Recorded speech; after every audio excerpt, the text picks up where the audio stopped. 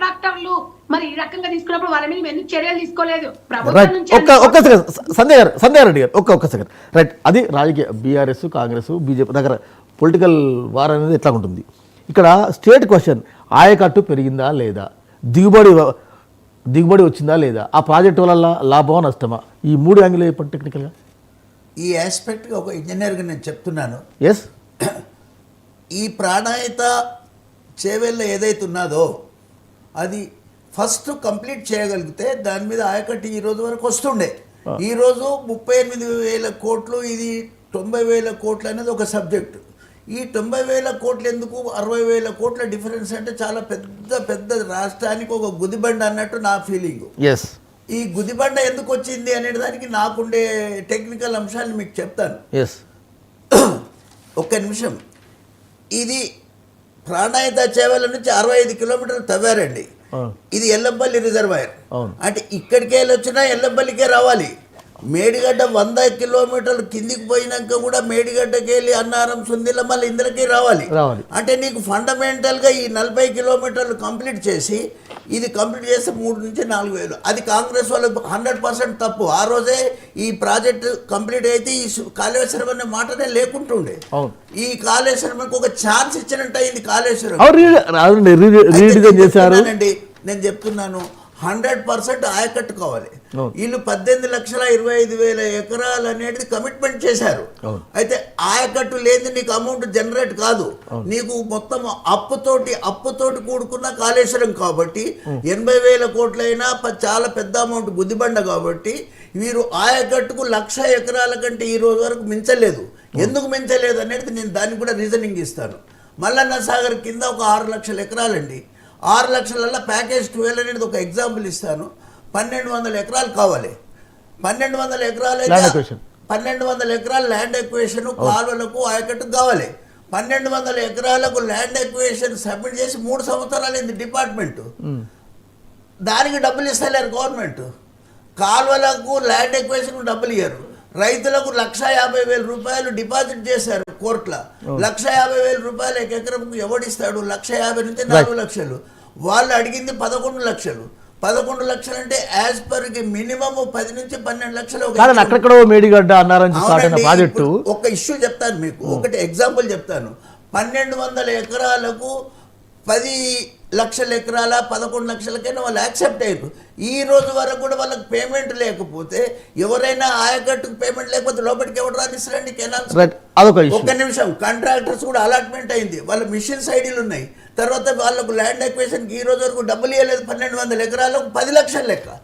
10 లక్షలు లేకపోతే ఈ కెనాల్కు ఈ మల్లన్న సారు 9,000 కోట్లు ఖర్చు పెట్టారు. 9 ఊర్లు ఖాళీ చేపించారు.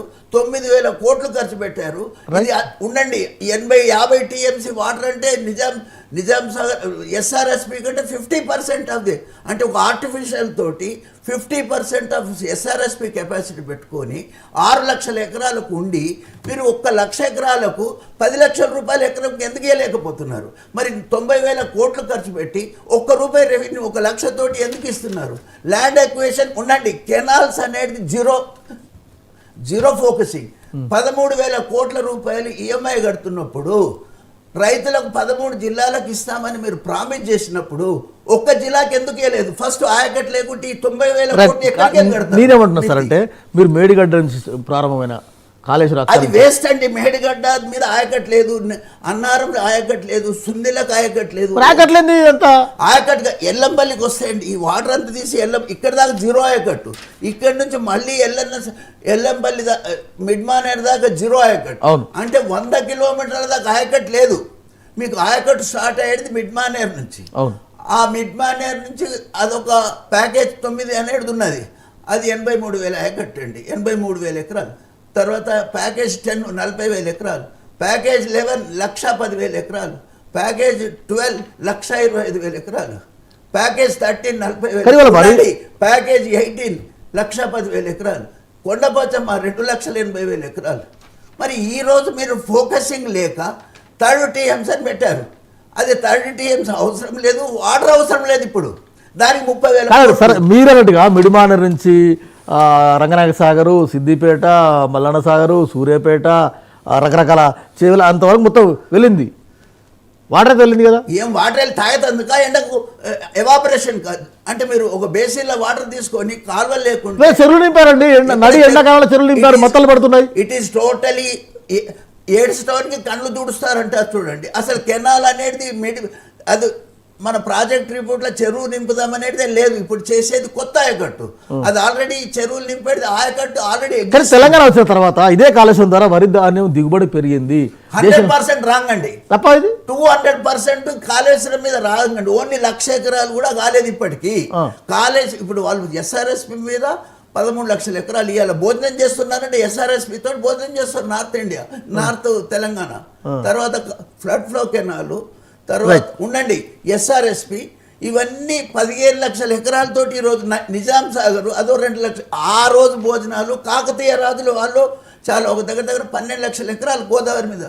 అప్పుడు ఆ రోజు చెరువులు ఈ ఎస్ఆర్ఎస్పి, అది నేను ఏ గవర్నమెంట్ అంటే ఆ రోజు భోజనం ఇవాళ కాళేశ్వరం నుంచి 100% 90% ఆయకట్టు అనేది మర్చిపోయింది. కానీ ఇదే విఠలరావు గారి బృందం మీరు రిటైర్ కాకముందు మరి ఇదే ప్రభుత్వం చెప్పొచ్చు కదా. ఈ ప్రభుత్వం, నేను ప్రభుత్వం గురించి ఆ రోజు ఫస్ట్ వాళ్ళు ఏదైనా ఒక డ్యామ్ కడితే దానికి 60% ఖర్చు పెడతారు, 40.